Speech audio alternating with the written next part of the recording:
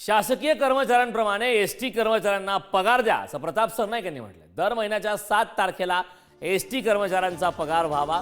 आमची फाईल अर्थमंत्र्यांकडे पाठवली जात नाही ही शोकांतिका असल्याचं यावेळी सरनाईक यांनी म्हटलंय।